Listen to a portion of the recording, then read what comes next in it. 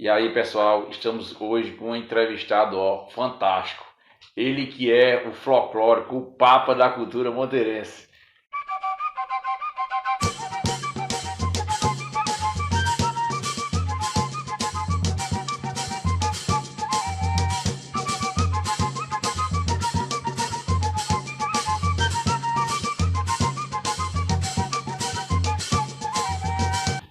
Hoje, né, estou com esse prazer imenso, né, de estar aqui com meu amigo, meu vizinho, né, e um cara altamente cultural aqui da nossa cidade, é Rivers Douglas. É um prazer, meu amigo, entrevistar você aqui, né? Um prazer imenso estar aqui compartilhando esse microfone aqui contigo, né? E quando a gente fala de cultura, né, cultura raiz mesmo, a gente lembra de Douglas, entendeu? E por isso que eu resolvi te convidar, né, pra gente bater esse papo aqui. E aí, Douglas, como é que foi tua vida, assim, teu início cultural, tua... Então, vamos nessa. Para mim é uma satisfação imensa estar aqui com meu amigo Ricardo, trazendo um pouco desse universo que foi, desse nascedouro que é Monteiro, né? Monteiro é praticamente um celeiro de cultura, né? O que a gente tem de referenciais culturais de Monteiro, ele é, assim, dá pra gente ter muita coisa, e aí engraçado que a gente tem toda essa relação, né, essa pujança de referência de Monteiro, mas inclusive Pinto de Monteiro já contradizia isso, né? E aí a gente tem uma contradição de muitas vezes a gente não valorizar o que é de casa, né? E aí Pinto dizia, eu sou Pinto de Monteiro e Monteiro não é meu, dei muita coisa a Monteiro e Monteiro nada me deu, né? E aí ele só veio ser valorizado, né, depois da morte dele, né? E Pinto, inclusive, quando foi residir em Sertânia, e aí Simorion Matos, junto com toda a sua preocupação com isso, foi quem trouxe Pinto para passar seus últimos finais de vida aqui, né, em Monteiro. Mas é isso, aí pra gente, eu que nasci nesse lugar chamado Cariri, né, chamado Monteiro, a gente tem uma relação muito forte com essa identidade cultural local, né? E meu movimento nasceu junto com outros amigos, né, que a gente eram tido como é que diz, uns arruaceiros ou uns revoltados ou os revolucionários da época, né?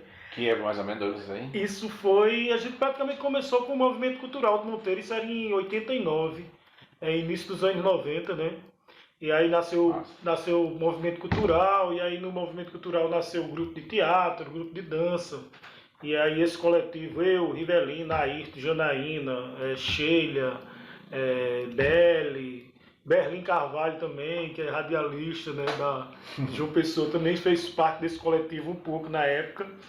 Júnior Bonito, né? Dadinha. Então tem um monte de jovens naquela época que eram os jovens meio inquietos, né? E a gente acabava dizendo assim, poxa, o que é que a gente precisa fazer para se movimentar, para a gente ter um acesso à cultura, né? E aí a gente começou a trazer oficineiros de teatro e nisso a gente foi também se engajando em promover cultura, né? E na época, assim, os eventos que a gente fazia, acho que nem a prefeitura na época conseguiam ter a dimensão de eventos que a gente trazia, né?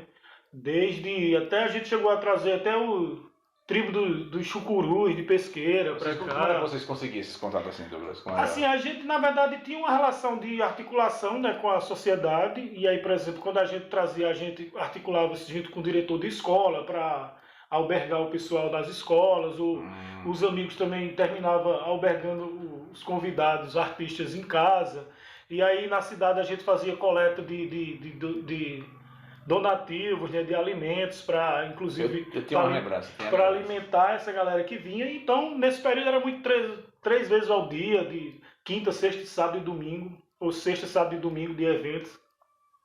Então, nessa pegada, por exemplo, o primeiro projeto Despertar para a Cultura, até na época, trouxe até o que foi o início do Mestre Ambrosio, né? Então, Siba já veio para cá, Siba ficou em casa, me visitou, a gente se conhece desde aquela época, né? Então, Siba, o próprio Cordel do Fogo Encantado já veio por aqui com a época quando era nascedouro disso, né? Então esse movimento foi o que foi nos alimentando para que a gente, além de ser um movimento cultural, a gente discutisse as necessidades locais, né, da juventude. Então a gente começou, depois do movimento cultural, a gente começou a articular os encontros da juventude do Cariri paraibano. E aí o primeiro aconteceu em Monteiro, e depois aconteceu em Serra Branca, depois aconteceu em São João do Tigre, depois aconteceu na Prata, ou seja, eram os jovens se articulando para trazer temáticas tanto de lazer como de formação, como também ligadas à sustentabilidade. Aí a gente ficava preocupado com o primeiro emprego, quais na época as questões que eram impactantes para os jovens na época. Então isso foi criando um certo assim, uma certa conhecimento e ao mesmo tempo nos cada vez mais engajando nos movimentos de cultura, né? É tanto que desse celeiro nasceu um grupo de teatro que foi chamado Boca Escancarada, que Raniel Quintanes também fazia parte da direção dele. Eu também fui ator nesse período. A primeira peça foi A Chegada do Lampião no Inferno, de Zito Júnior, de Sumé, né, de texto de Zito Júnior. E pra você ter uma ideia, a gente tinha um grupo de quase 50 jovens engajados, desde adolescentes, crianças até adolescentes. Então no teatro tinha desde crianças a pais de crianças no mesmo. Isso fazia tudo parte de um projeto cultural, né? Fazia parte de um movimento. Interessante essa parte. E eu acho que, por exemplo, se hoje a gente não tem um referencial tão forte quanto era. E assim, o recurso que vocês tinham era praticamente muito poucos, né? Era mais doações, ajuda. Era doações, né? e contrapartidas, né, de apoiadores. E o interessante que era, Douglas, que era numa época que não tinha acesso à mídia, tanto que não, né? Não, redes sociais, como a hoje gente são, né? tinha o que? A rádio, né? A que rádio. era a Rádio Santa Maria, né? Através de Simorion, e eram muitos debates também, polêmicos também nas épocas. Porque também a gente era meio de esquerda também, aliás, continuamos sendo de esquerda, né? Mas era isso, era sempre como a gente não tinha acesso o lazer cultural, né, teatro, então a gente terminou criando um grupo de teatro, promovendo teatro, trazendo teatro para cá. E era tão do jeito a cultura teatral naquela época que, por exemplo, o Clube Municipal, quando a gente trazia uma peça, era 200 cadeiras já cativas de pessoas que se interessavam por assistir teatro. Eu me lembro de uma que vocês disseram, eu era bem pirraio, mas a gente tem uma lembrança que eu fui. Doroteia foi a guerra, né? Uhum. Eu me lembro dessa peça aí. Isso. Então foi na época de vocês, foi? Na nossa época também. Então, e aí, nessa época também nascia o fã-clube de Raul Seixas, né? Foi outro nascedor da época. Então, nisso a gente foi engrossando como é que se diz? Engrossando o couro para o que a gente viria mais no futuro. Por exemplo, a gente já teve desse coletivo Ayrton, que foi secretário já de Cultura, Rivelino, que também já foi e hoje está sendo, né, um dos representantes do governo do Estado na quinta região, à frente da cultura. Né? Então, e a partir disso eu fui sempre, mesmo fazendo universidade numa outra área, né, que minha área é a área de saúde, mas eu sempre tive esse quê pela música e pela cultura. E aí é fruto também da minha relação com meu pai, né? Meu pai era maestro, músico também, chegou a ser maestro. E eu já desde pequeno, já entrando na banda de música, que inclusive, quando a gente fala da banda de música, a gente sente uma carência hoje, que a gente praticamente não tem mais, né, um espaço de formação musical. A gente tem o IF, né, mas um espaço de formação musical público, né, deixou de existir, né? E isso aí como é que eu diria, a gente pode dizer, é uma coisa não positiva, é um declínio para a inserção dos jovens, né? Porque cada vez mais que você vê os jovens sem acesso a coisas mais lúdicas e mais educativas e mais culturais, eles terminam praticamente se desnorteando para outras coisas que não são muito, ao nosso ver, formadores Douglas, na época do que vocês, praticamente assim, vamos falar essa palavra, fundar o movimento, né? Vocês tiveram alguma dificuldade, vocês tiveram algo assim, algum tipo de retaliação, perseguição, por causa que vocês pensavam diferente no final A dos gente anos tinha um 80? embate com os setores mais conservadores na época, né? Final de pós-ditadura, ainda tem aquela A gente final, né? não, a gente já vem bem depois, né? A gente inclusive não passou por esse período. A gente já chega. Você já chega naquela era Collor, né? A gente já entra nessa época Collor Fora Collor, né? e aí nessa época a gente também estava no movimento estudantil. Eu já fazia parte do movimento estudantil nessa época, né? Mas assim, Como era assim o entendimento da sociedade aqui na época, assim? Como era que o pessoal entendia o movimento cultural de vocês? era muito apoiado, né?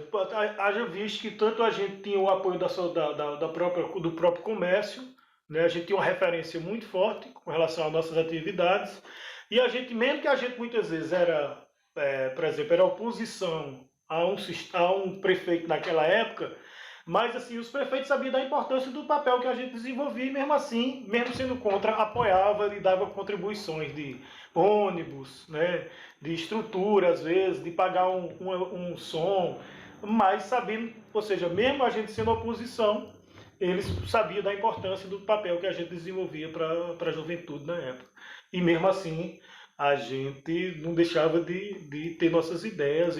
Tinha as críticas, né? Sempre existia. Sim, né? sempre existia, né? existia crítica do outro lado, quando também a gente existia algum... pontos positivos que a gente destacava em quem. Tinha os opositores, né? Sempre tem. Teve inclusive, por exemplo, um grande apoiador, que na época foi prefeito, Dr. Chico mesmo.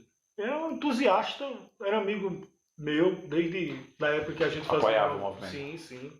E era, assim, dizia que tinha prioridade para os meninos, que eles diziam, os meninos da cultura, é prioridade a gente atender eles. Bacana. Então, e aí, hoje a gente tem Lorena, né, filha de Dr. Chico, e a gente quer que, inclusive, cada vez mais a gente tenha esse olhar voltado para a juventude, né? Se a gente perceber, por exemplo, a gente, enquanto sociedade, cobra muito, né, dos jovens. Eu fui candidato a vereador, né, nessa última eleição, e assim, uma das propostas que a gente sempre debatia é assim, qual a contrapartida, né, da sociedade para com os jovens que estão entrando no mercado de trabalho. A gente não tem, cara, não existe um projeto que diz assim, os jovens vão ter acesso ao primeiro emprego, um programa do primeiro empreendedor jovem, né? Por exemplo, quanto do empresariado não podiam se articular e serem beneficiados com isenção de imposto, a menos, local. Isso era uma das propostas que você tinha. Tipo, imagine se um prefeito local ou um governo do estado pensa em criar uma lei municipal que isentasse X% do IPTU para um comércio que contratasse um jovem para o primeiro emprego. Então você tem muitos jovens que, por exemplo, a gente tem universidades hoje, Universidade de Letras, Universidade de Edificações, Universidade de Música, Universidade de Contabilidade, então, Universidade de Informática, né? Muitos do IF estão saindo técnicos de informática. Então, quantos desses jovens não podiam ter, já pelo conhecimento deles, acesso a um primeiro emprego, e aí, muitas vezes não podia ser tempo integral, mas você poderia ter um percentual que garantisse a ele uma contrapartida financeira e que, na verdade, garantiria a ele, imagine, para uma família, o quanto isso não traz seguridade, né? Saber que o seu filho, ao mesmo tempo que ele está saindo da universidade ou ele está saindo do IF, ele já tem um programa que vai encaminhá-lo para um primeiro emprego. E é isso que muitas vezes a gente tem isso. As pessoas, os jovens ficam desassistidos, são criticados porque os jovens só querem baderna, só querem viver de bebedeira. O que é que a gente está criando para incluir esses jovens no mercado de trabalho, né? E aí pegando a cultura, né? Quantos artistas jovens a gente tem em Monteiro é gigantesco. O que eu tenho, por exemplo, a gente tem recebido no espaço do Quintal Cultural de jovens com habilidades são atores, são dançarinos, são compositores, são poetas. Então é preciso cada vez mais a gente... Quintal é o teu projeto, né? O projeto Quintal Cultural, que é fruto também um pouco dessa leitura de ter um espaço de lazer assim, que contribua para a educação do jovem. Contribui, inclusive, para tirar o jovem da marginalidade, né? Porque se você tem um atrativo cultural, que ele ele requer do jovem uma participação dele Entendi. muito mais coerente, né? Do ponto de vista da música que escuta, do ponto de vista da brincadeira que rola, né? Aí tu Nesse dá aula lá, sentido. tipo assim, tu O espaço, Tem as o Quintal oficinas, Cultural a faz, gente né? tá abrindo, e aí inclusive Tony tá à frente agora de montar um grupo de percussão, né?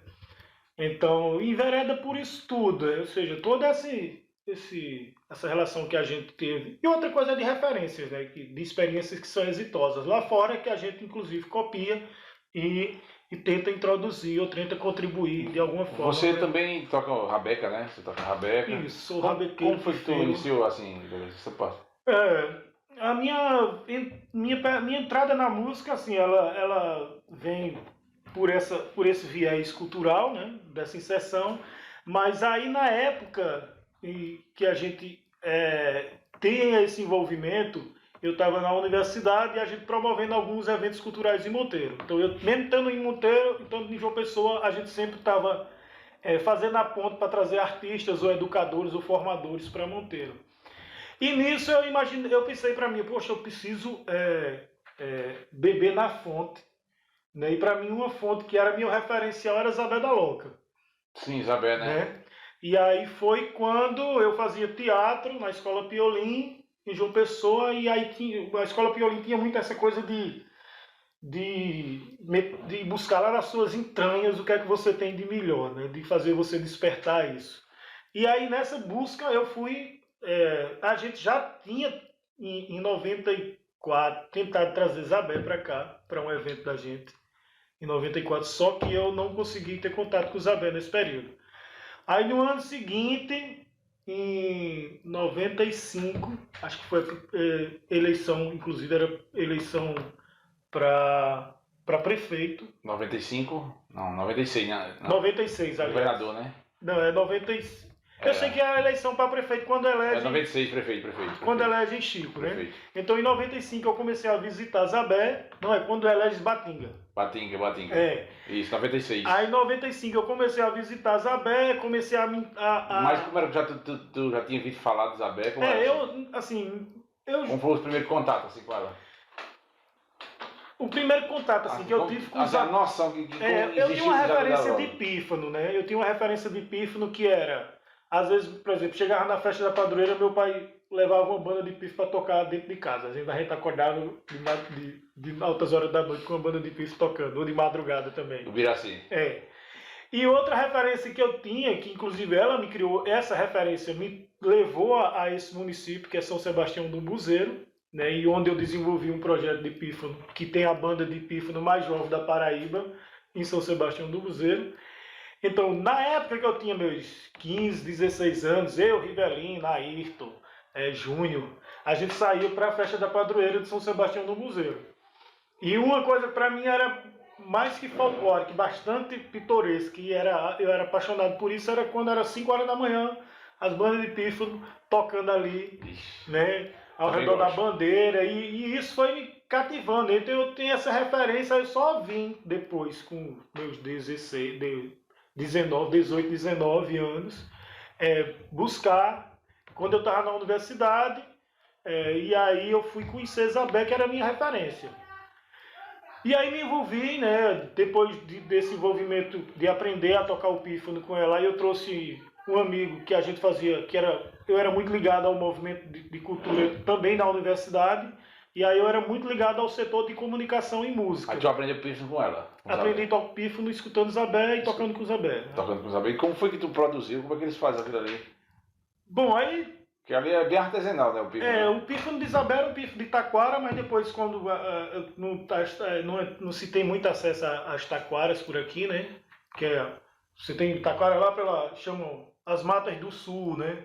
No Agreste de Pernambuco. Como foi que ela conseguiu, hein? Acho que é pela influência de transitar, né? Transitar, né? Ela tinha esse lado nômade dela, né? Eu acho que muitas vezes quando alguém viaja, ou quando Beisola viajava, ou quando alguém viajava, sabia que tinha que trazer, ou ir atrás, ou mandar alguém trazer. Mas os pífanos, que quando eu conheci Isabé, eu levei um pífanozinho de taquara, dos aniceto, e quando eu cheguei lá eu conheci Isabé, mas era através do pífano já de PVC. PVC. Itaquara é o que? É o que? Uma planta? É um bambu, né? Um bambu. Um tipo de bambu que não é a nossa taboca. Né? É um tipo de bambu, é como se fosse uma taboca, só que elas têm os gumes mais alongados, né? Os nós são mais longos. Aqueles buraquinhos, como é que se chama no pífano? Na verdade, a gente chama, são os arpejos, os orifícios do pífano, né? Qual a diferença do pífano para a flauta? Praticamente vai estar na entonação, né, sonora do pífano. Você pode ter uma flauta com a mesma, vamos supor, a flauta transversal, a flauta comum, de Yamaha. Uhum. Ela tem toda a sua escala das 7 notas, né? O pífano também tem, só que a altura do pífano vai ser mediante a espessura do pífano, Vai ser mais o baixo diâmetro o pífano, né? dele. Não, tem pífanos muito altos, né? Tem pífanos em dó, pífanos em si, que são pífanos lá em cima, gritando. Então foi isso. E aí é engraçado disso, quando eu vou buscar Zabé, né? Eu voto, né? E eu disse, só eu não vou fazer campanha, não. Hoje eu vou me dedicar a ir conhecer Zabé. E aí quando eu vou para Santa Catarina, aí chego no lugar, olha, onde é que... Mais ou menos por volta de 90 e... Isso aí em 96. 96. E aí, no dia da eleição mesmo, isso está bem marcado para mim. Né? E aí, quando você... Eu votei e não vou fazer campanha, não vou fazer boca de urna, não. Vou embora. E aí, quando você chega num lugar e pergunta para o Zabé, né? Onde é que mora Zabé? Então, você é como se você falasse a palavra mágica, né? Assim, você já via a pessoa se desarmar e já vir com área de graça ou de alegria. Ah, Zabé mora lá. Aí dizia, lá para lá daquelas serras mora Zabé. E aí eu vou me dirigindo, né? E aí quando chego lá no chalé, que ainda era o bar como é o nome dele? Lá no chalé, que é... Ai, caramba. Lá em Santa Catarina? Lá em Santa Catarina. Marcelo. Marcelo.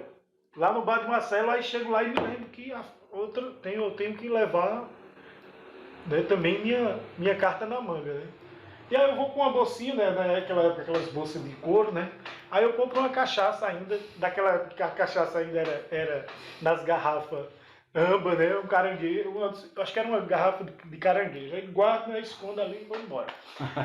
E aí e é engraçado que toda vez que você chega num lugar desse, as pessoas estão tudo escutando no rádio a campanha, né? Estão se norteando. E você, quando chega, a pessoa já olha para você, você já sabe quem ele votou, ele já sabe quem você vai, já volta. Tá na elaboração. Aí você já percebe a simpatia ou antipatia ou não. Mas vamos seguindo. E aí quando eu chego lá embaixo, numa casinha de taipa, que era a casa de Pitó, aí eu pergunto pro Zabé, e tinha o filho dela lá, o mais velho, que é Zé, 70. Aí só 70, tem um rapaz aqui querendo falar que quer conhecer Zabé. E eu não estava só também, eu estava com minha sobrinha, né, Tamires, que eu sempre levava meus sobrinhos para meus passeios. E aí Tamires foi também comigo nessa viagem. As Tamires tinha uns 7 anos, eu acho. Eita. E vamos embora, subi a serra, né, e eu com meu pifezinho, e aí cheguei lá na lonca, e aí entrei para dentro, fiquei conversando com o Zabé, e Zabé sempre desvencilhando conversa, né, estava muito interessado em saber de música, e saber de... Aí eu perguntei, e ainda tem alguém que toca por aqui? Ela disse, aqui não tem mais quem toca não, mas quem tocava aqui era...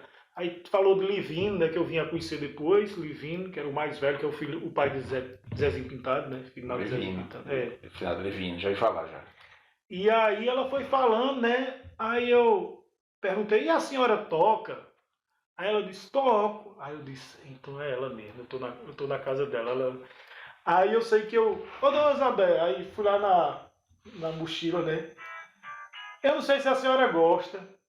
Aí botei na loca. Na loca, pra vocês terem uma ideia, a dimensão vamos dizer, de pobreza, né? Mas de humildade, de excludência da época, né? Quem conhece mais a história de Isabel mais profundamente vai entender o quanto ela foi uma mulher guerreira, uma mulher de fibra, uma mulher... Ela morava na loca mesmo? Morava na loca mesmo, morava ela, 70, a esposa e o filho mais velho de 70, que era Delmiro, um pirrainho, se arrastando lá pelo... Quer dizer que todo debaixo... Debaixo dessa loca. Era a cama de Isabé, aí uma mesinha, uma pitisqueirazinha com a louçazinha, o fogãozinho lá no pé da pedra. Coisa rústica mesmo, assim. Totalmente, né? E eu acho que eles dividiam a mesma cama, os três. Isabé, Zé e a esposa, e eu acho que tinha um becinho ou um arredo lá para o menino. E a fonte de renda desse pessoal, como é que ele sobreviveu? Não, acho que na fonte de renda nessa época era mão de obra, né? Era mão de obra, né? Que Isabel sempre trabalhou como agricultora, Zé também ajudava nisso, né? Então era uma escassez gigante, né? É tanto que nesse dia, inclusive, eu disse, ó, Isabel, trouxe uma coisa que eu acho que a senhora gosta. Aí quando eu botei a garrafinha de cachaça, aí ela foi a palavra mágica, abre a sésamo, né? Aí ela foi lá na... Zé tava, eu nem percebi que Zé tava no corredor da loca, escutando a conversa. Aí ela só fez sair assim, aí disse, ô Zé, vai ali na casa de João e traz os instrumentos. Foi desse jeito. E aí a gente passou... A gasolina chegou. Aí a gente passou essa manhã, a manhã todinha, com essa garrafinha, eles tocando e eu escutando, né? E com o meu pifezinho, aí ela dizia, não, esse pife você não dá com esse aqui não, que era altura diferente, né? O teu era de taquara. Mas era uma altura, ou seja, uma nota diferente da dela. O dela era em sol, o meu pife devia ser em dó. Ela tinha noção musical assim? Sim, sim, Isabel tem um ouvido absoluto. Você cantar com Isabel, você faz um solfejo. Que é engraçado isso também, quando Carlos Malta, que é um músico gigantesco, né? Estava visitando Isabel e gravando com Isabel, Carlos Malta ficava solfejando uma melodia e Isabel fazia a segunda voz assim, brincando com ele. Como é Isabel assim, ó, Isabel acompanhava no mesmo, como se fosse duas vozes, né? Então foi isso, aí ela nesse mesmo dia, nesse mesmo momento que a gente estava lá, ela chegou para mim e trouxe, olha meu filho, só tem isso aqui. Mas é o que, tipo assim, mas é o que a gente tem. Aí era uma fava com farinha. E ela disse, tá um pouquinho amarga, mas... Aí passamos o dia tomando aquela cachaçinha, tocando pífano. E aí eu me encantei com o mundo de Isabel. E depois eu trouxe um amigo meu, que era um grande... Estava principiando enquanto fotógrafo, né? Hoje é um dos maiores fotógrafos do Brasil. Acho que um dos maiores fotógrafos da Paraíba também, que é Ricardo Peixoto. E aí a gente começava a fazer excursões para vir visitar Isabel, assim. Tava na universidade. Trazia mais cachaça, trazia mais interior. A gente sempre trazia, assim, vinha e a gente compartilhava. Sempre era farra, né? Sempre tinha aquela festa, né? E era incrível, assim, o quanto a gente era recebido com esse calor humano. E foi nisso que, por exemplo, essas visitas eu fui aprendendo, Douglas, como era a bandinha dela lá? Como era o nome pessoal, a função deles? Quem era a bandinha? Na verdade, a banda era formada, era a banda de Isabel da Loca, né? Aí a formação era Isabel, tocava pífano, Beisola, que também era afilhado dela, tocava pífano e percussão também. 70, que é o filho mais velho de Isabel, também tocava pífano e percussão. João da Loca também tocava pífano e percussão e era um excelente artesão de instrumentos, né? João era o que fazia caixas de corda, zabumbas de corda. Né? Tudo manual mesmo, tudo manual. Isso com pouca ferramenta, né? Com pouquíssima ferramenta, né? E era dom, né, desse pessoal. Dom. E aí tinha Livino, que era o mais velho, né? Nessa época, Isabel tinha 75 anos. Livino já estava na casa dos seus 80 e pouco, quase 90. Nessa época. Livino morreu com 92. Então a gente passou inclusive um tempo viajando ainda e o Livino participando dessa banda, né? Então a formação era essa e eu nos bastidores, ou seja, ia para lá e ficava aprendendo a ensaiar e viajava junto com eles, mas eu não tocava, assim, subia em palco. Para você foi uma descoberta, que antes de você ninguém tinha tido esse olhar, né? Não, antes disso eu acho que só tem um vídeo que é anterior a nós, mas ele não, assim, ele só visitou Isabel e documentou essa visita. Mas assim, quem pegou Isabel como esse referencial de identidade, de uma mulher com uma musicalidade, de uma maestrina, de um valor significativo, foi a gente, e aí a fotografia de Ricardo foi quem projetou Isabel, né? Assim, porque o mundo veio conhecer Quem foi Isabel. antes que tinha documentado? Zelito Nunes. Zelito Nunes. Zelito. Bem antes de você assim. E acho que ele foi, se eu não me engano, parece que um vídeo dele em. Não sei se é em 87, não lembro. Eu vi um vídeo, Douglas, não sei se. Acho que era contigo já. Que era tipo na igreja de Santa Catarina, vocês em círculo dançando assim. Que até saiu esse vídeo por aqui, né? Acho que uma vez Rivelli me deu um DVD que veio esse vídeo. Que esse vídeo é um pouco do trabalho. Foi um dos primeiros que vocês fizeram, foi? Foi um dos que eu primeiros. me lembro até João tocava, que João infelizmente morreu de alma, né? E depois aí veio o trabalho do Paraíba, que era Paraíba, eu fiz um curso pelo Paraíba. Que era uma produtora de cinema e vídeo, que também documentou Santa Catarina, no período que documentou o assentamento de Santa Catarina. Isabel foi um referencial. Isso pós vocês? Pós sua descoberta? Foi, pós a gente. E aí, nisso que acontece? Por exemplo, aí 95 a gente passamos visitando, 96 a gente fez a primeira exposição fotográfica, levando Isabel, família, convidados e... Levou muita gente? A gente levou... nessa época eu era secretário de Cultura do DCE, da Universidade Federal. E aí eu tinha uma relação muito forte com algumas estruturas da universidade. Eu consegui um micro-ônibus e a gente conseguiu uma casa na beira da praia. Tô ligado. Tem um documentário, né? Aí a gente levou, e aí foi engraçado que a gente marcou a data e depois a gente, quando fechou a data para levar a banda, depois a gente voltou lá para visitar, para ver, saber como era que tava tudo certo. Aí a banda disseram, não, só quem vai é o músico.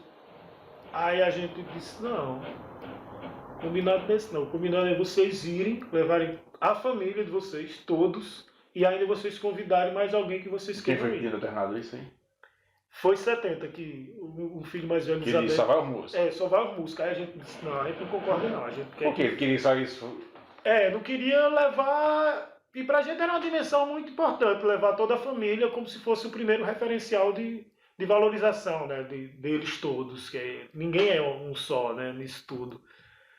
E aí a gente fez um esforço e fizemos com que eles voltassem atrás. E aí, não, eles ficaram preocupados. Não, mas quem é que vai ficar tomando conta do sítio? Eu disse, não, a gente contrata, a gente conversa com os vizinhos e aí terminamos contratando, Naldo, que ficou tomando conta da Loki, da casa de João, que era vizinho lá, morador lá, né? E aí nisso eles levaram os convidados deles, né? Que eram os Zé Caiana, levaram outros amigos deles lá e que a gente, para compor, porque na verdade não adiantaria levar um micro-ônibus com 5 pessoas de amor. Entendi como é. Ô Douglas, tinha um que tocava cavaquinho também, né? Era o nome do Revolve. Eu não lembro o nome desse não, mas é uma figura, um grande músico, um grande artista lá. Bereta, isso mesmo. Era de lá também? Era de lá também, de Santa Catarina. Santa Catarina tinha...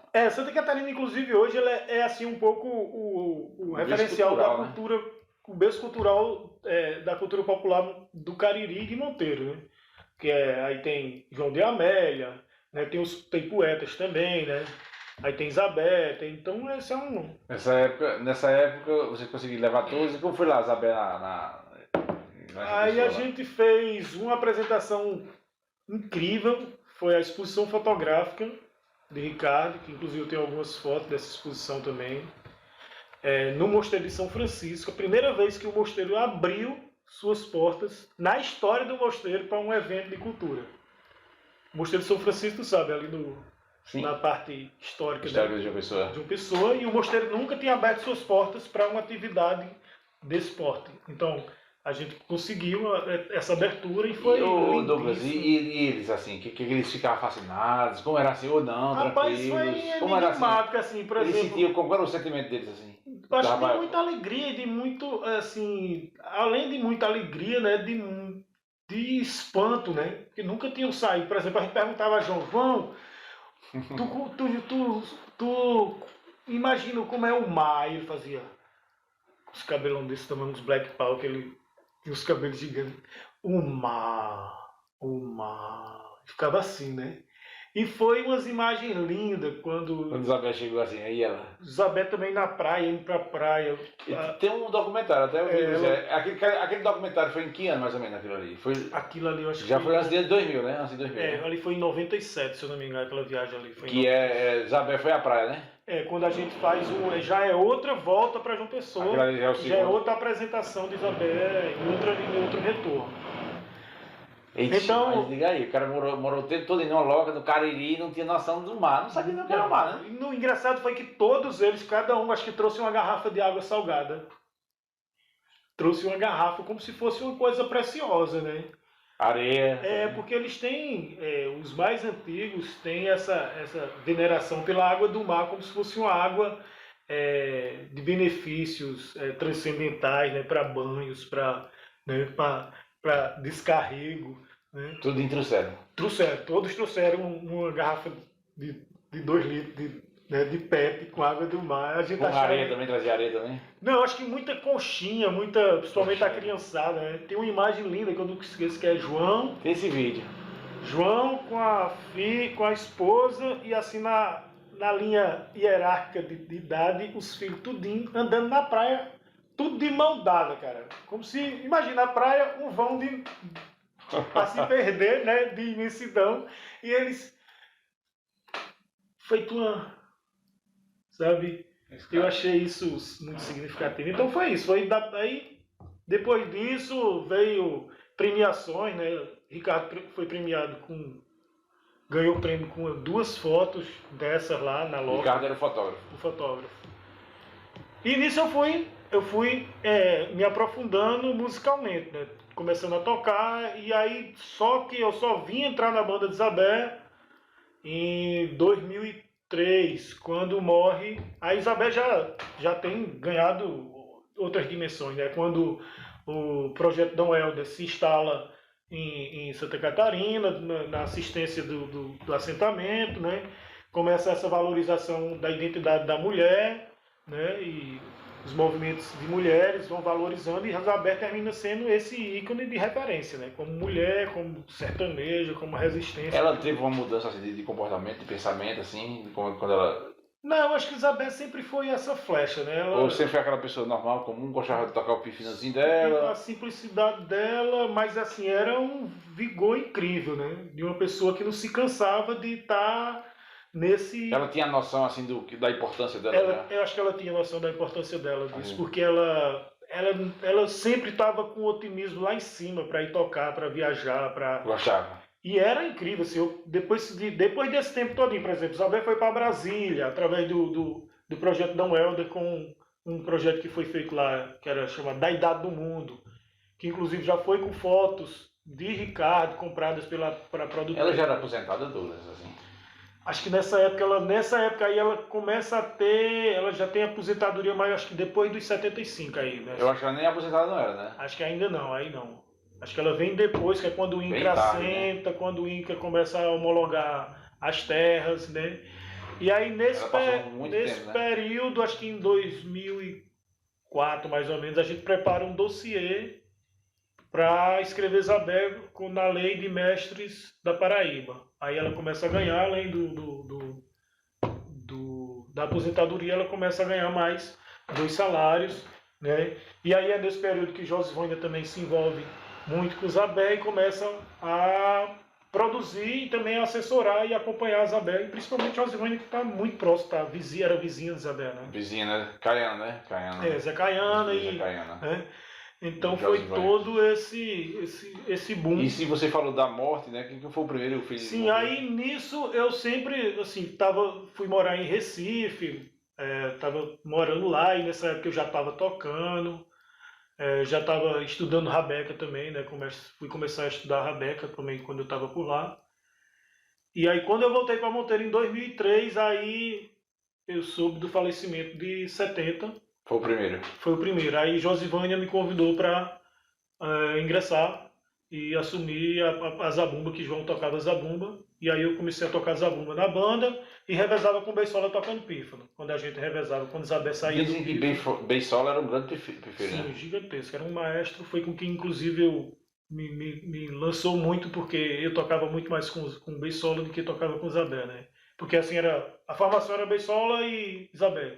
Então quando Isabel saía um pouco para descansar, eu assumia, Entendi. saía da Quer dizer que zabumba, os que tocavam mais pífano era Beisola, Isabel, Isabé. aí depois eu assumi. 70 tocava o quê? 70 tocava pífano também, era assim, Era o trio, né? era sempre. E era interessante isso, porque era uma banda com muitos pifeiros. Então sempre saía Zabé e Beisola. Entendi. Aí entrava João e Zé. E aí? E a Isabel ia tocar pífano, ia tocar prata, ou zabumba, ou caixa, ou Beisola. Eles tocavam mais em que evento assim eles tocavam antes? Na verdade, Isabel tem uma predileção por tocar sempre novena, né? O que ela mais gostava são as músicas sagradas, né? Então assim, elas só se apresentavam nas novenas só. Eles nasceram praticamente, as bandas de pífano, elas nascem na história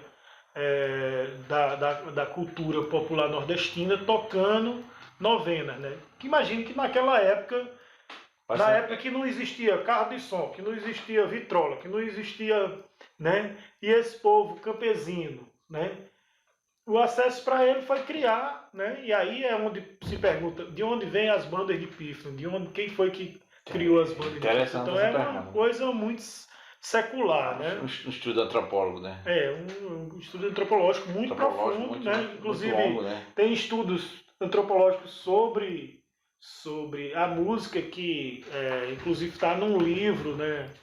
Da Agenda 21, que é um livro sobre pífanos lá de Pernambuco, que é quando numa escavação arqueológica encontram o que eles consideram esse achado, que é o nascedouro do homem musical do Nordeste, né? Que é quando eles encontram um fêmur sendo uma flauta.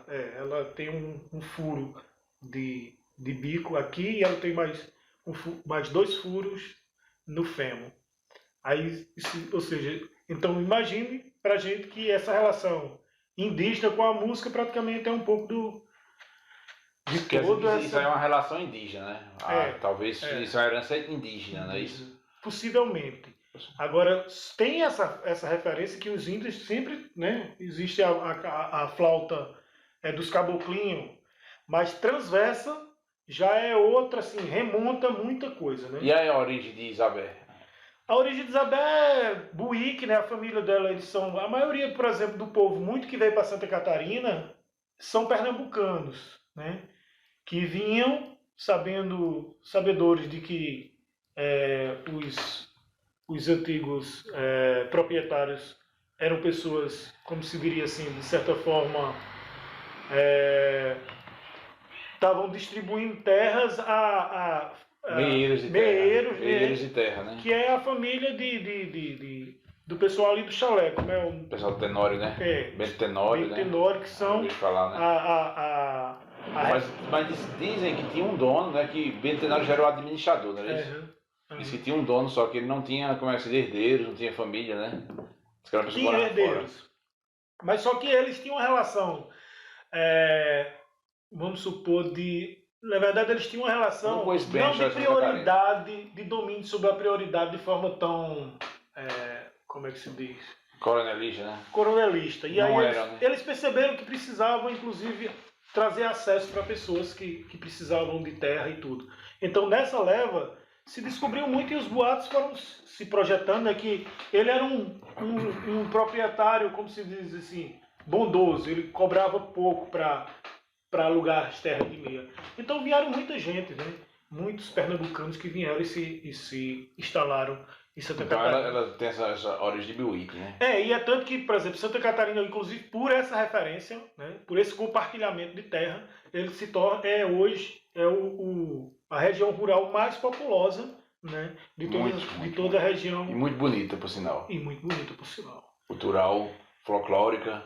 Então foi isso. Aí foi no mundo de Isabel que eu enveredei no pífano, viajamos muito, tive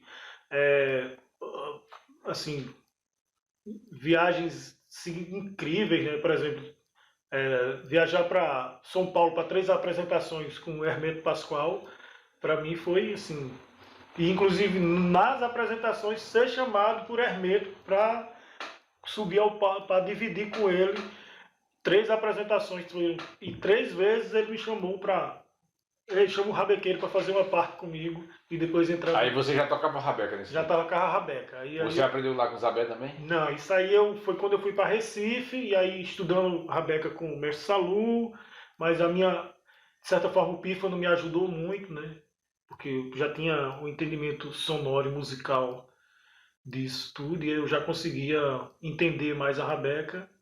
E aí eu fazia um mantrinha, eu não tocava rabeca na banda de Zabé, eu só fazia uma entrada para Zabé, uma preparação para Zabé vir, né? E aí quando ele viu isso, ele disse, "Oxe, eu quero fazer uma parte com o rabequeiro ali." Aí pronto, foi 3 apresentações. E assim, foram viagens incríveis, né? E o que mais me deixava assim, impressionado era que Isabel não cansava, né? Era entrevista, era o tempo todo assédio de jornalistas. Isabel tirava onda, Isabel tinha hora que dizia assim, eu já sou uma jornalista.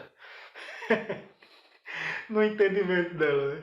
Assim, ela pedia pra beber. Sim, tinha que ter uma cachaçinha. Apesar de a gente tem que sempre ser regrada, né? Ou regulada, mas Isabel sempre tomava uma cachaçinha antes de subir no palco para tocar. Ela que tipo de cachaça ela gostava, Douglas? Rapaz, cana mesmo. Se fosse cana, tinha Pitu, que ser a 51. branquinha, Pitu 51 e tal. Os outros também? Sim, os outros mais ainda, né? E aí eu preciso ter mais controle. Mas Beisola? Beisola bebia. Beisola ele pegou, Setenta pegou essa fase aí ou não, de viagem? Beisola pegou essa parte quando viajaram nos primeiros Ainda foi pra São Paulo ali? não, foi para Brasília, e depois dessas viagens de Brasília ele praticamente veio, e foi engraçado essa premonição dele de chegar para os mais velhos e dizer, Divino, eu vim me despedir de você que eu tenho uma viagem para fazer e essa viagem é longa. Quer dizer que ele praticamente Ele já previa, ou percebia que ele ia partir. E ele jovem ainda, com 57 anos. Ele estava doente, assim? Não sei, não estava doente, porque na verdade ele tinha uma certa saúde, disposição, né? Mas também acho que essa relação com o alcoolismo também deixa as pessoas, de certa forma, debilita mais, né? Mas foi assim, muito incrível, que foi muito rápido, né? Como foi a morte de Beisola? Aí a morte de Beisola já foi mais trágica, né? A de 70 foi... A de 70 foi bem antes, Foi o quê? Foi infarto? Foi alguma coisa desse tipo assim? Foi o carro até do álcool também? Acho que foi consequência do álcool, talvez. Ele já tem quantos anos? 57. Era jovem ainda. Não, 70. 70, 57. E já Beisola? Como foi a morte de Beisola? Beisola foi bem trágico pra gente também. A gente tinha um bloco de pífano que a gente brincava no carnaval, né? Inclusive Beisola foi um carnaval em Olinda. Foi, Beisola foi uma outra história também gigantesca, né? Só Beisola? Só Beisola. Eu tocava muito com Beisola, né? E aí em Olinda em 2002 a gente montou um bloco lá na Rua da Palha, chamava A Nega Lorde, que era uma boneca, né? Da nega. Aí eu formei uma banda chamada Nega Tô Pifado. Aí convoquei, aí disse a meu irmão, ó, Charley, articula aí que Beisola vai vir para compor essa banda com a gente aqui. Ixi. E aí, só que Beisola vinha uma semana antes, já para se envolver e tal, Só que o que aconteceu foi que Beisola foi naquele ônibus que é o Corujão, lembra? Que saía de meia-noite daqui para chegar em Recife de 4 horas da manhã. E aí, eu sei que eu pego o primeiro metrô para ir pegar Beisola na estação central, né? Aí quando eu chego, acho que na estação Coqueiral, acho que foi estação Coqueiral. E quando eu olho, que é praticamente uma das últimas estações de chegar na rodoviária, quando eu olho, tá lá do outro Beisola, no outro metrô, indo para Recife, para capital. Aí eu digo, como é que pode? Eu acho que ele perdeu a paciência de me esperar e pegou o metrô voltando. E aí? Oxe, quando eu cheguei, atravessei, peguei outro metrô, voltando para a cidade, cadê Beisola? Aí foi um verdadeiro, assim, Assim, foi muito Loucura. Foi muito doido. Caramba, eu vou perder Beisola. E andei no centro da cidade, nada de Beisola, encontrar Beisola. Cadê o telefone? Nessa época não existia. Nada, e depois botamos, tinha uma amiga minha que era jornalista, botamos anúncio anúncio no jornal.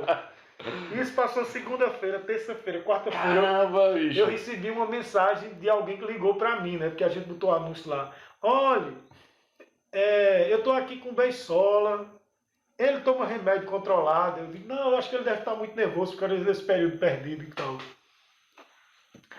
Aí fui pra essa estação da Mangueira, quando chego lá, aí um trote. A casa onde diz que tá no local tal, quando chego lá era um trote. Poxa, velho. Aí rodei por lá, desse bairro, eu digo, meu amigo, e agora? Aí quando eu tô assim, pra chegar na estação, aí tem um senhorzinho lá do outro lado, que tava calçando assim, ao lado da estação, aí ele disse, agora vai ficar bom, né? Aí eu disse, eu acho que vai, agora vai ficar bom aqui, né? E ele disse, aí eu fui falar com ele, por acaso você ouviu um senhor assim assado? Ele disse, tá perdido. Aí o senhor disse, eu também tô perdido. Aí eu disse, minha nossa senhora. Aí ele era tirando onda talvez comigo. Ele disse, eu sou tenente reformado, destaquei em Limoeiro. Aí eu digo, Limoeiro era uma música que o Beisola estava gravando no CD. Eu digo, tem muita relação isso tudo, né?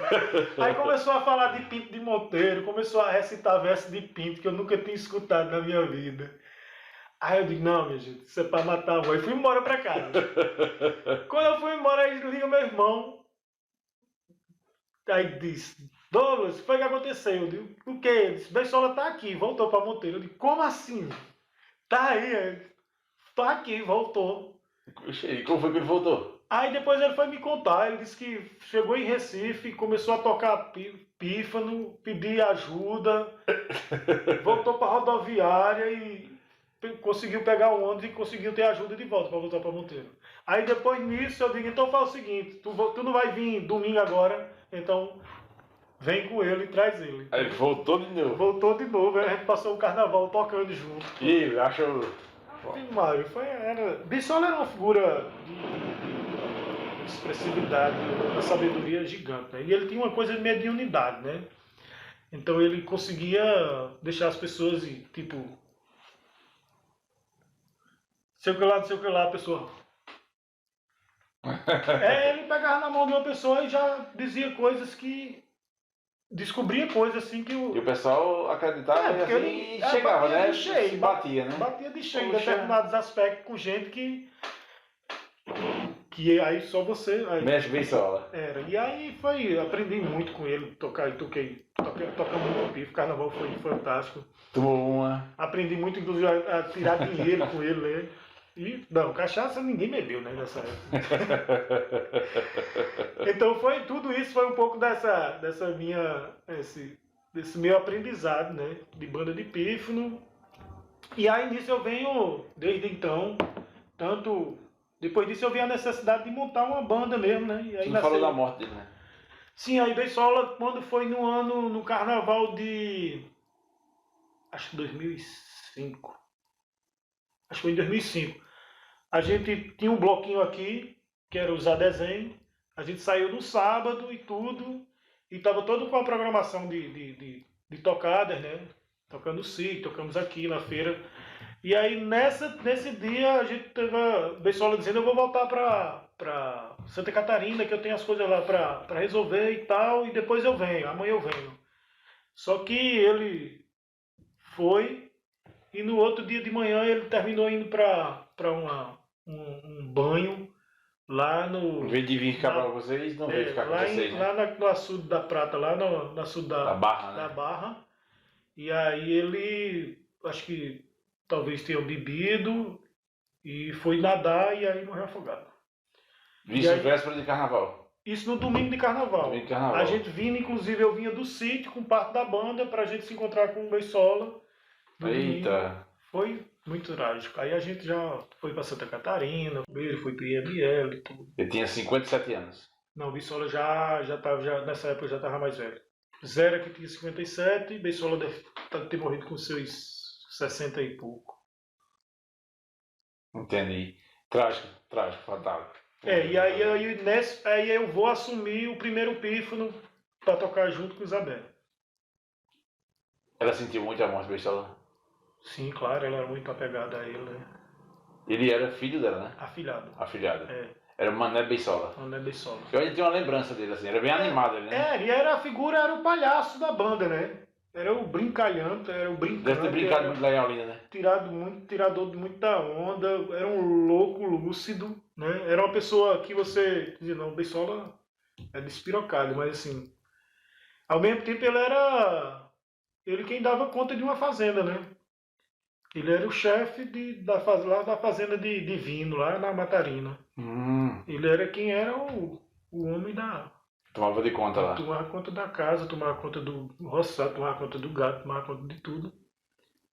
E ao mesmo tempo, quando saía para tocar, pronto, aí entrava no outro encantamento e de extravasamento e tudo.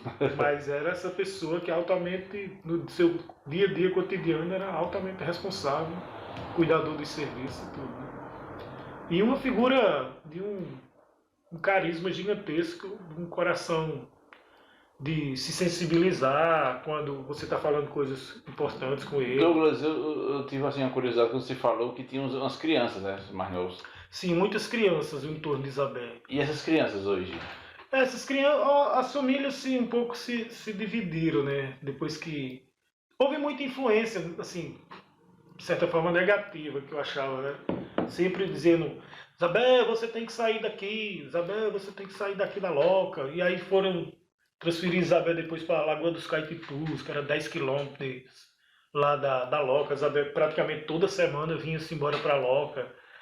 E a gente nunca fez isso, a gente sempre valorizou Isabel no seu lugar, né? Tanto que o lançamento do primeiro CD de Isabel foi um acontecimento, foi um destoque fora de época, né? Do Cariri. A gente vieram 5 ônibus leite de João Pessoa. Eu tive nesse evento, eu fui para esse evento. A gente montou, instalou o som, seguimos também tá dizendo que todos. Foi lá em cima, né? Lá em cima, não tinha energia lá, a gente transferiu a energia para lá. Foi lá nesse evento. Batinga, inclusive, no dia que eu estava descendo para vir buscar na noite, me recompor e vir me arrumar para vir para a festa, era um verdadeiro corredor de pessoas. Era muita gente subindo, né? Muita gente, era em torno de 3 mil pessoas. Ainda era vivo 70 de Beisola nesse tempo? Sim, ainda todos eles estavam lá em cima. Né? Isso foi se eu não me engano, foi em 2008. Eu me lembro disso aí. Acho que bem para trás um pouco, viu, Douglas? Não, foi em 2008. 2008, né? Eu trabalhava no Telecentro. Quem me convidou foi Diogo. Diogo foi. trabalhava com ele. Eu fui. Eu subi a serra. Eu sei que eu subi a serra também. E aí veio a morte desses componentes, você assume o pífano ao lado de Isabel. Ao lado de Isabel, e aí é um pouco de... Livinho já tinha sido também falecido, né? Livinho, quando a gente foi para São Paulo, para essa turnê, a gente visitou o Livino, aí ele disse para Pitó, olha Pitó, tome conta dos meninos que talvez quando vocês voltem eu não vou estar mais aqui não. Foi dito e feito, quando a gente voltou, no dia que a gente chegou, a gente soube que ele tinha falecido, naquele dia que a gente chegou de volta. Aí a gente foi Pitó tocava caixa. Já era da banda já antiga. Era de tempo. Era vizinho de Isabel? Era vizinho de Isabel. Era acho que uma das... Pitó já é pernambucano. É vivo ainda, Pitó? Mora lá para o lado do Conde, lá em João Pessoa. Deixou aqui e foi-se embora pro Conde. Mas toca ainda? Toca. É poeta, né? Aprendeu a ser poeta, inclusive... Mas foi de vida aí, foi de vocês que foi pra lá? Não, foi ele que tomou a decisão mesmo. Acho que deu algumas desavenças locais mesmo. Aí ele terminou... Qual a idade do Pitó? Né? Acho que Pitó já se aposentou já. Pitó já tá... Que ele era um dos meninos pequenos. Não, o Pitó era um menino pequeno, mas um menino já adulto. Né? Ele já tinha constituído família, era vizinho de Isabel. Entendi. Né? E teve a alfabetização de adulto. Ele já chegou a ser alfabetizado bem já adulto. E aí ele... foi uma coisa incrível e isso também pra gente, que era Pitó começando a escrever os poemas dele, né? Bacana isso, né? E aí ele Bacana. tem muita composição pela influência disso tudo. Pitó começou a fazer música, então tem música de Pitó, com referência a Zabé, tem poesias dele. Ah, bacana. Ele tocava caixa. Tocava caixa. Bacana, bacana. Aí, assim, como foi... Aí você levou quanto tempo ali com o Zabé, assim? Quando foi que você... Assim, desde a época que eu comecei a visitar Zabé até os últimos tempos, foi uns 13 anos em contato, assim, sempre permanente com Tu Zabé. lembra a última vez que você tocou com ela? A última vez? A última vez que eu toquei com Zabé não foi nem show, foi visita mesmo. Foi naquela época que ela estava já nos seus 90 anos. Ela tava fraquinha já. Ela já estava mais 90 anos, não era pouca coisa não, Já né? é, né? Mas ela já não dava o gás que era de antes, né? Mas ela ainda tomou uma cachaçinha com os 90 anos na festa dela. Né? Não tocou comigo lá, assim, a gente em casa, mas ela na festa em si ela estava um pouco com problema de garganta, não tocou não. Ficou só mais acompanhando a festa, mas foi uma festa muito bonita, né? Lindíssima. Foi o primeiro encontro de banda de pife do Cariri também que a gente promoveu. Veio a banda do Caruá. Foi lá em cima também, né? Lá Eu tive esse evento. Foi lá do lado da casa dela, né? Eu me lembro desse evento, eu tive nesse Que evento. 2013, parece.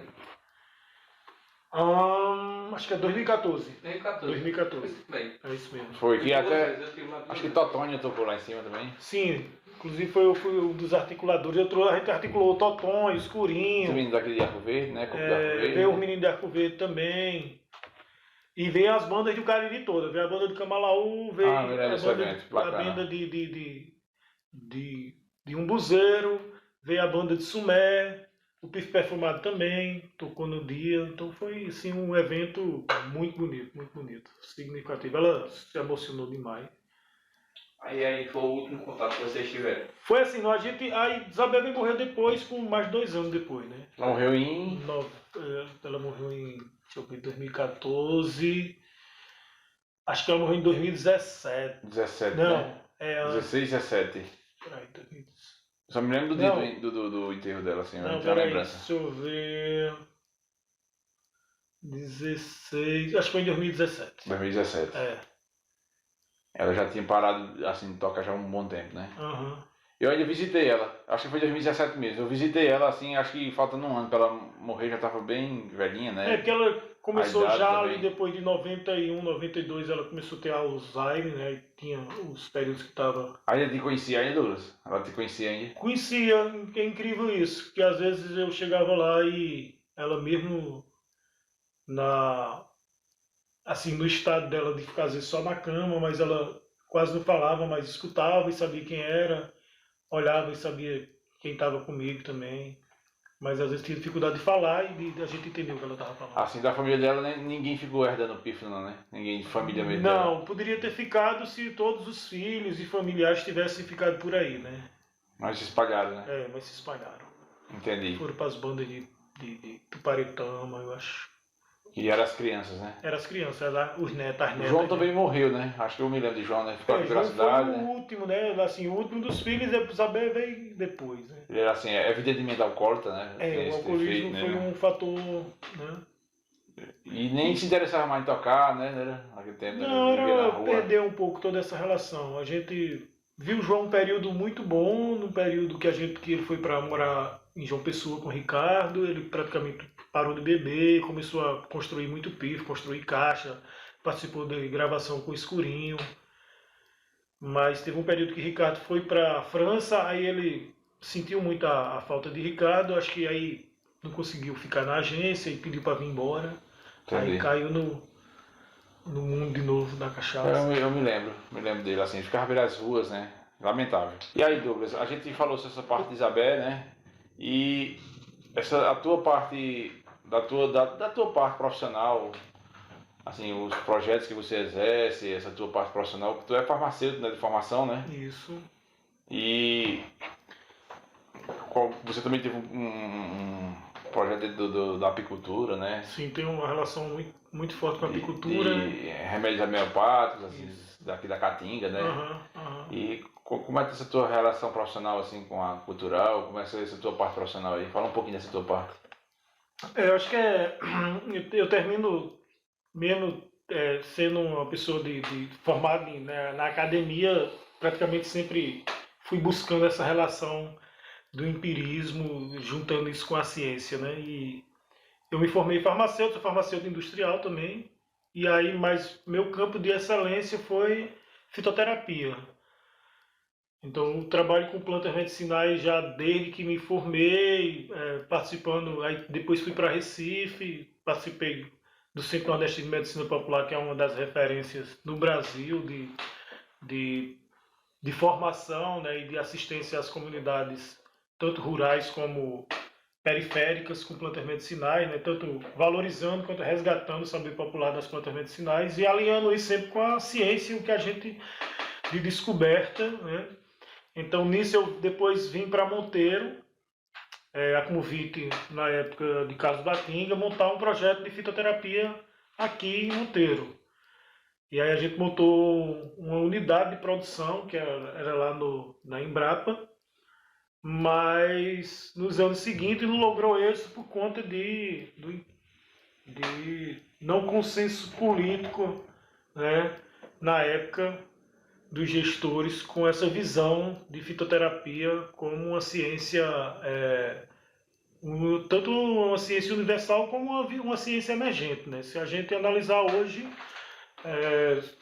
antes não, mas agora a fitoterapia tem ou seja, um patamar de universidades que pesquisa, né? Quantos programas jornalísticos a gente vê. Não, e de eficácia, eu estou aqui para não para contradizer, mas só para afirmar que eu desafio qualquer profissional da área de saúde que queira trabalhar comigo terapêutica mais eficaz, numa mesma enfermidade com os medicamentos fitoterápicos que eu uso, né? E nisso eu vim para cá, a gente não terminei vendo que não ia, através do município de Monteiro, eu não estava logrando muito êxito, mas mesmo assim eu instituí, junto com a Feira dos Produtores Orgânicos, uma barraca de fitoterápicos, né? E nisso a gente viu que a gente precisaria abrir nosso negócio, aí eu abri a Erva Vida, né? Que era um mix de fitoterapia com alimentação alternativa. E sempre nesse patamar, quando a gente veio para cá, eu já tinha assim, um quê de querer ser apicultor, né? De enveredar pela apicultura, a produção de mel no Cariri, e que era uma coisa que ainda era muito irrisória, e a gente terminou articulando junto com o Sebrae, na época que tinha muito apoio, né, para a apicultura. Aí criamos a Associação Mel Toda Flor, ou seja, então meu carro-chefe sempre foi fitoterapia aliada à apicultura, né? Porque todos os produtos que eu trabalho, eles entram, os produtos de abelha, né, própolis, cera, mel, e entram as plantas medicinais. E aí no ano de, acho que 2017, eu aprovei, através do Ministério da Saúde, eu aprovei um projeto para São Sebastião do Buzeiro, que era um arranjo produtivo local, um projeto gigantesco, recurso. E eu tentei articular Monteiro, junto com os outros municípios, Monteiro sendo o setor matriz, mas na época a secretária de saúde não tinha a visão que a gente queria que ela tivesse, né? Isso foi na época do governo de Edna, era uma secretária de saúde, como é que se diz, nas coxas, né? Não era em memória a Dalgisa não, que era uma figura de conhecimento gigante, a Dalgisa uma grande profissional, mas foi na época uma profissional que não tinha habilidade para o cargo que estava ocupando. Então eu fui e procurei os municípios que tinham interesse, e aí eu implantei naquela época, não aprovei por Monteiro, mas aprovei o projeto para um buzeiro e estou lá até agora, já são 5 anos de fitoterapia, né, o projeto Plantar Saúde, e que a gente produz fitoterápicos, que é destinado para a unidade básica e os médicos prescrevem. São plantas medicinais, naturais. Naturais, produzidas lá no viveiro de muda, lá nos canteiros. Quais são as plantas mais usadas naturais? As plantas mais usadas são, de certa forma, as da caatinga, né? Aí, entre elas as nossas cascas, né? Aroeira, baraúna, jaramataia, cauaçu, sucupira, vamos ver, jucá, jatobá, quixaba, né? Para diversos tipos de enfermidade. E aí são cada especificidade você tem uma planta destinada para um conceito. Mulungu, né? Por exemplo, a gente tem um ansiolítico que quem vive, por exemplo, escravo dos medicamentos de tarja preta, como o diazepam, o clonazepam, por exemplo, tem pessoas que praticamente já deixaram de usar isso tomando mel composto de camomila com mulungu. Então eu tenho tanto clientes que vivem só de... Né? Interessante isso. Minha mãe mesmo, que ela disse que ela é minha cobaia, né? Minha mãe tinha problemas gravíssimos, né? De incontinência do sono, de tremores, né? E depois que ela passou a tomar mel composto de mulungu, não estou fazendo aqui propaganda não, gente. Mas essa é muito boa. a gente tem que aproveitar para dizer essas verdades, para vocês tomarem conhecimentos que é real. Isso não é... Então, a gente teria, por exemplo, o quanto... Imagine nós, se a gente fosse introduzir num município como Monteiro, um pequeno laboratório, ou um grande laboratório, porque aí você já envolveria universidade, pesquisa, né? Então você já abriria outro leque das ciências, né, biológicas, para que o município de Monteiro se tornasse uma referência, né, em fitoterapia. E Monteiro é o referencial do Cariri Paraibano. Nós somos 14 PSF. Então o que a gente pudesse produzir de mel só aqui em Monteiro, ele poderia ser escoado todinho para a produção de fitoterápicos para atender a unidade básica de saúde. Então, se a gente pensar nisso, a inversão econômica, tanto para trazer sustentabilidade local para o homem do campo, como a gente inserir tecnologia, um avanço tecnológico na área de saúde, a gente poderia depois ter um consórcio intermunicipal do Cariri de saúde voltado à fitoterapia. E é o desafio. Qualquer tratamento à base de planta, tanto para infecções, por exemplo, vaginais, corrimentos, tratamentos inclusive de pessoas que têm feridas do colo do útero. Eu desafio qualquer tratamento que seja superior, porque eu inclusive já tenho resultado com isso, né? Por exemplo, eu tive já pacientes que estavam com policisto, né? Iriam fazer cirurgia e à medida que tomaram uma tintura, não vou dizer a planta para também não criar essa panaceia, com pouco tempo depois de 1 mês, 2 de tratamento, iam fazer análise para ver como era que estava o estado. O médico dizia, não tem nada aqui não, vai fazer cirurgia não. Então a gente percebe o quanto a gente poderia avançar muito mais. Essas plantas tem aqui nativas na Caatinga? São plantas nativas da Caatinga. Então o que a gente começaria a valorizar esse ecossistema mais ainda em termos de preservação, os apicultores são os grandes preservacionistas da Caatinga. Então minha área eu não vou derrotar porque eu sei que o pasto apícola vai servir para a minha produção. Então o que a apicultura tem trazido também de resultado, tanto de sustentabilidade econômica, mas também de sustentabilidade do ponto de vista ambiental, é significativo. Monteiro, por exemplo, poderia ser um dos maiores produtores paraibano de mel se a gente incentivasse essa cultura, né? Se houvesse um incentivo para essa atividade.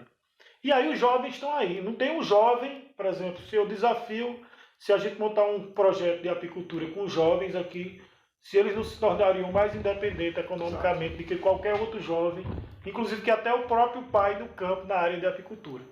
Porque a apicultura é muito... É muito rica, né? A apicultura tem uma riqueza assim, gigantesca. Desde ela tem medicinal, gastronômica, ela é fantástica, né? A abelha é uma coisa 100% natural. E a gente incrível, fantástico, a gente é o maior município da Paraíba em termos territorial. Né? Então a gente tem um pasto apícola aí gigantesco. Né? Então a gente estaria não só produzindo, como exportando mel do Cariri.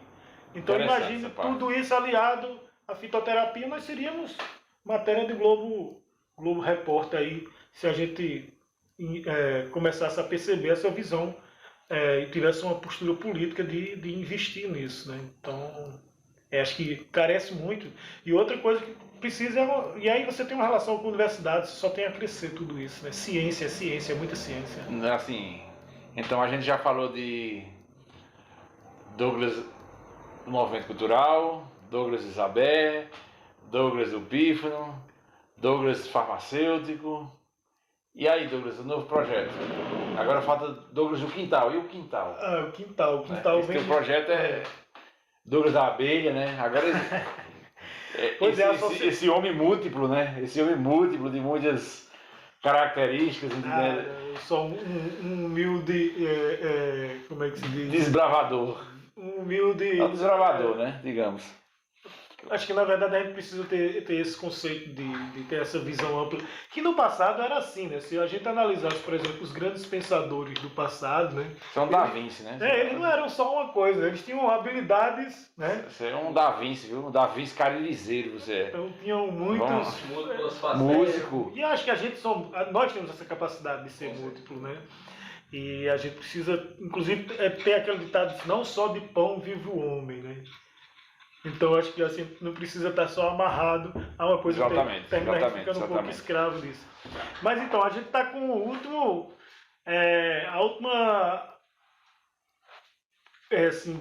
projeto que a gente está agarrando ele, né, com muito entusiasmo, e já é uma demanda, inclusive, dos amigos, né? A gente criou há pouco, em 2019, a gente criou o Coco no Quintal.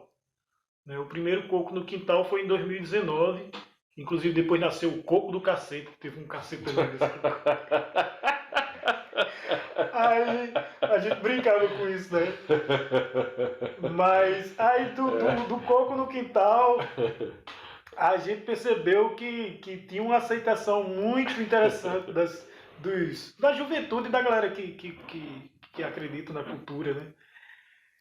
De vir para o quintal para ver o que é essa relação que a gente tem de um espaço urbano, né, do nosso quintal, que inclusive é uma relação muito prazerosa, né, porque ela é um lugar que nos coloca num ambiente natural, nos coloca num ambiente mais harmonioso.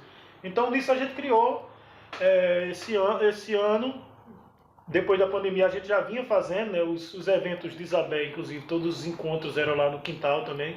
Aí a gente criou agora, esse ano, o Quintal Cultural, né? A gente já vinha fazendo o Coco no Quintal, e aí a gente criou agora esse ano o Quintal Cultural, que vai se tornar um espaço permanente, né, tanto de entretenimento, né, cultural, e aí a gente quer valorizar os artistas locais, a gente quer valorizar a cultura gastronômica local, o artesanato local, né? E isso, bacana. Né?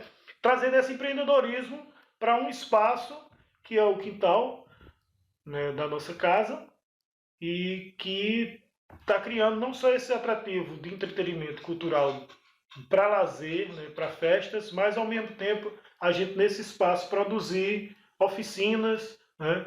Então a gente está trabalhando aí para não só, mas imagina oficinas de plantas medicinais, oficinas de cerâmica, oficinas de construções alternativas, né? Tony agora está articulando a oficina de percussão. Então, oficina de workshop de guitarra, entre eu vou entrar numa dessas, né? Eu quero participar dessa daí. E aí quem está nos escutando, que quer fazer, né, que quer se engajar conosco, trazer propostas, né? O Quintal Cultural ele pretende se expandir, inclusive em termos de estrutura, né? A gente quer construir uma estrutura bem mais pujante, né? Com estrutura de prédio e tudo, de albergue, né? De ser um pouco um hostel e ao mesmo tempo o quintal. Então isso tudo vem sendo planejado e aí a gente quer convidar vocês para conhecer o quintal, e a partir do São João agora, né? A gente vai ter coco das bandas de pífano, do baião de viola, né? Do fole de 8 baixo. Então a gente está trazendo isso, da mazurca. Então no Quintal Cultural, mesmo que a gente vá ter o pé de serra, a gente vai ter todos os sábados de forró, um espaço onde a gente vai ter um desses referenciais, banda de pífano, 8 baixo, né? E aí a gente está inclusive fazendo essa rede, trazendo outros sanfoneiros de Camalaú, sanfoneiro de São Sebastião do Buzeiro, bacana. Que é pra gente criar essa rede de troca mesmo, né? Se você quer fazer um evento todos os sábados, né? Vai ser todos os sábados a partir do dia 4 aí vai ter já forró, e aí dia 11, ou seja, já vai ter toda uma programação que a gente vai lançar nesse período agora do dia 4. Dia 11 é o forró dos namorados, e todos os... E aí depois que entrar no período junino, a gente vai ter forró sempre de meio-dia até 6 horas da noite, que é para não bater com o choque de horário com os eventos que estão acontecendo na cidade, que é o evento principal, né? Depois São João, você continua com o projeto? A gente continua, e aí ele vai durante o ano todo, não só com o espaço, mas que a gente produz localmente, né? E aí tem muitos nomes, né? A gente está inclusive com o De Quintas, né? Que é um espaço na quinta-feira, que é um ensaio aberto. Então é um espaço para quem está começando, quem quer mostrar seu trabalho. Então é um ensaio. E nessa quinta agora tem o Pif Perfumado fazendo o ensaio aberto. No sábado também é evento. E no sábado também é evento. Então todo sábado tem alguma música ao vivo? Tem uma música ao vivo no todo quintal. sábado no quintal. Uma comidazinha. Uma comidazinha, né? Daquelas coisas, as bebidas, as cachaças artesanais que a gente prepara. Bacana, né? Bacana. É um novo point da cidade, viu? Diz que vai se tornar o novo point, mais assim, como é que diz, mais eclético, mais democrático, mais participativo, mais irreverente, mais inteligente, né? Tem que prestar nessa projeção, gente. A gente precisa aproveitar o que a gente tem de bom de cultura e projetar ela para que a gente, inclusive, nos cultue culturalmente de forma mais, como é que diz, mais lúdica, né? Mas seja um referencial também para os outros municípios, para o estado, é isso, para o mundo. Embora podcast... É isso aí, River Douglas. É um prazer imenso te entrevistar, né? Foi um prazer, bate-papo fantástico, né? Aprendi muito, né? Essa tua trajetória, né? Cultural, né? Aqui dentro da cidade de Monteiro, aqui no Cariri.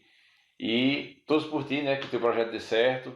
E muito obrigado pela participação, pela tua presença, os seguidores todos que estão ouvindo essa entrevista.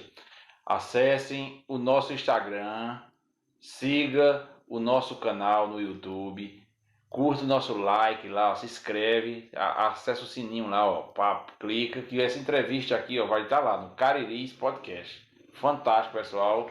Valeu, Douglas, valeu, irmão, brigadão. Eu que agradeço. Bom demais isso aqui. É isso aí.